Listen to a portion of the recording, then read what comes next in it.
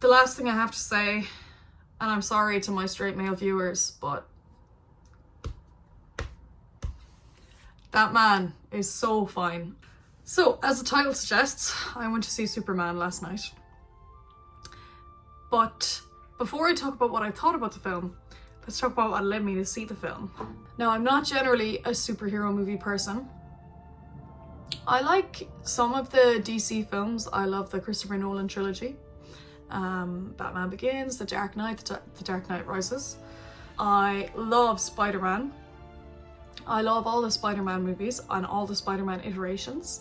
On the other hand, RE superhero movies, I hate Marvel. I hate the Marvel conglomeration that happened over the last 10 years and thankfully has kind of stopped. I hate what it did to cinema for a while. Again, I was going to say what it's done to cinema, but it seems like it's finally stopped and is maybe a bit reversible.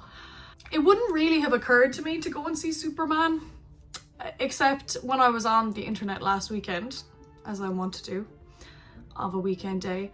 I don't do it that often. I'm just, better than everyone else. I saw a lot of people were reacting positively to Superman, and a lot of people were saying they really liked it. And one of the biggest things I saw that I liked about it, people said it was really hopeful. So I was like, that's good, a hopeful movie, we need that now. And I just absolutely loved it. I haven't watched it yet, but I saw an episode of the Broski Report where Brittany Broski said, "I love woke Superman." That was the title of the episode. And I think I also love woke Superman. It made me laugh quite a bit, actually. I found it funny. And again, I kind of hate a lot of the time when superhero films try and be funny. I hated the Marvel quips and like the fucking product placement, and I just found the humor in that so annoying and corny.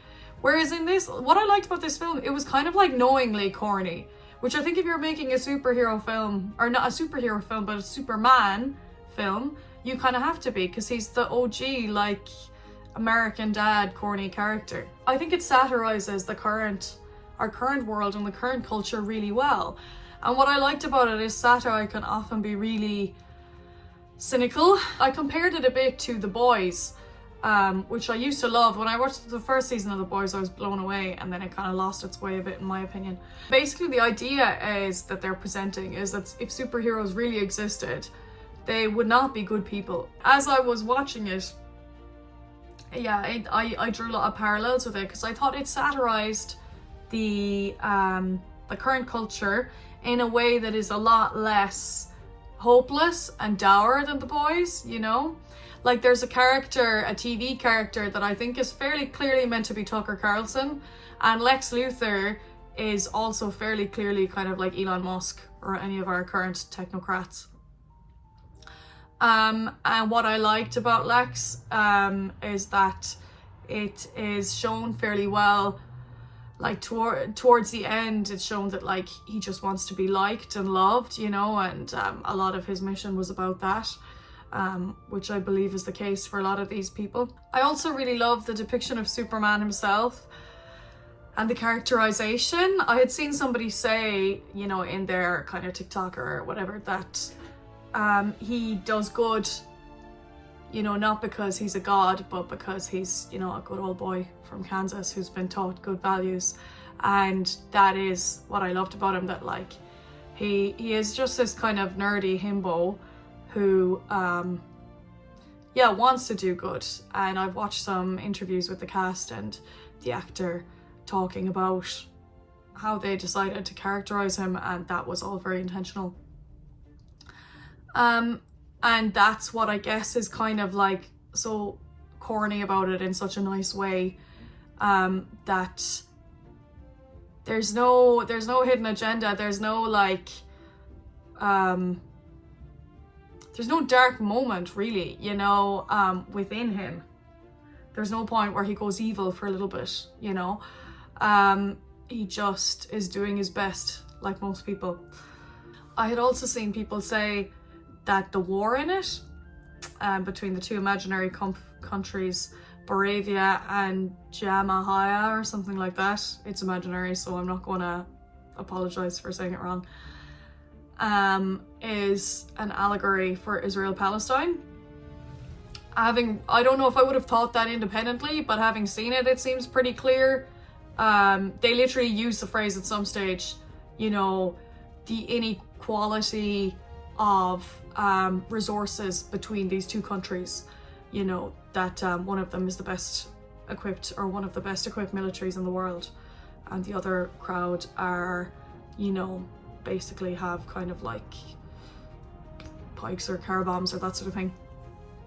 My sister's boyfriend said he thought it was more like Russia-Ukraine, but I don't know. Let me know if you watch the film if you think they're depicting a real existing war or kind of taking a stance on it. Parts that I thought could have been improved are things I thought the film was lacking.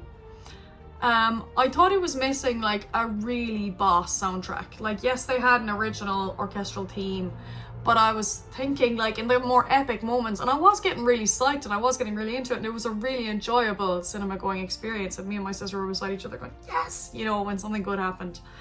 But I just felt like it was lacking if in those moments there'd been some really sick theme that repeats and you know that something cool is gonna happen, like the Avengers dum dum dum dum dum dum dum, or Into the Spider-Verse again, there's the like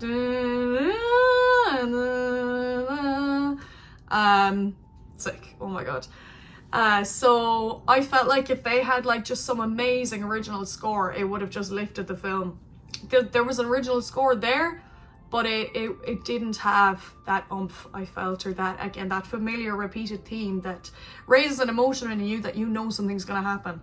One of the only parts I didn't like about the film, if you've seen it, there's a monologue that the character does at the end, or that Superman does at the end, near the end, where he basically states something that's kind of already been shown. Like, a lot of the dialogue near the start was quite expository, which, for a superhero film, I don't know how much you can complain about that. But yeah, some of it was very, this thing has just happened, and it's like, we're introducing you to the film and letting you know what's going on by telling you, you know? So that, the start, it took me a while to get into it because of that. Also, the start of the film is just like a bit, like a lot of the way they've done it is quite surprising in general. The camera work was quite surprising. The camera's kind of swinging and rotating around all the time in a way that I'm not used to. Maybe because I don't watch superhero films that often. Maybe that's pretty common in superhero films now. They also start the film in the middle of a lot of things, which I thought was an interesting choice. And you did kind of get used to it after a point. You know, at the start I was like, oh, we don't really have investment and these things are already happening. I did actually get into it after maybe about 20 minutes, half an hour, where I was like, wow, I'm in this now. And maybe the bringing us in the middle actually was an interesting choice. But yeah, all that to say, the monologue at the end was one of the kind of, the expository dialogue had kind of stopped and we were in the action. And then there's some emotional moments that I got really excited for. And then after that, there's a moment that's supposed to be emotional where he does this monologue about kind of basically how he's, you know, I won't spoil. But again, the point has already been illustrated by everything he's done and what's happened in the last while, you know, so it didn't need to be said, and it just didn't give me any emotional impact that you hope a monologue is going to do. The last thing I have to say, and I'm sorry to my straight male viewers, but that man is so fine. Oh my god.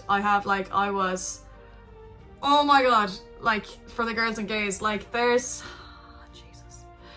a point, like, he's beautiful throughout the film and you fall more and more in love with him because the characterization of him is lovely. He's just like a lovely character. But there's a point where, like, he's in bed and you're you know, the camera's on him before he wakes up and you're just like, good god, how can somebody be this beautiful? I'm in full crush mode now, like, more than I have. I haven't had a crush this bad in a while, a celebrity crush, to where when I went home, I already knew he'd been on Brittany Broski's show, so I was like, I have to watch this. And I watched it. He was, oh my god, so amazing and beautiful and charismatic. And I know he's married, and I know I'm not famous yet, so, but it's comforting to know that there's men like that out there, you know, that they exist.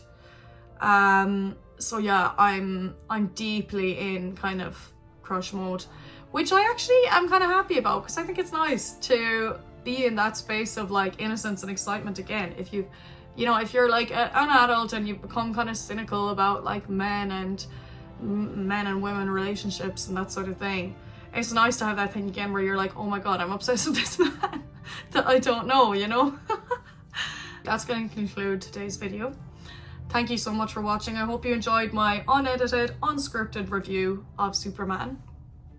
Love you so much, and see you next week.